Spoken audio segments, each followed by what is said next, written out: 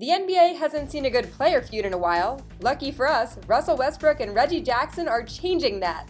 The former teammates put their distaste on full display Tuesday night. After the Pistons grinded out a close win over OKC, Jackson let the fans and his former team know just how he was feeling. Jackson paraded the length of the court, inciting an already raucous crowd at the Palace with the swagger he wasn't able to show in his 3+ years as a backup. Westbrook had some post-game thoughts on the situation, calling it some real BS, to put it nicely, before saying we'll see him down the line. And this isn't the first brush-in between the two. Westbrook was asked about Jackson last November after his first game against his old backup, to which he responded, "Who?"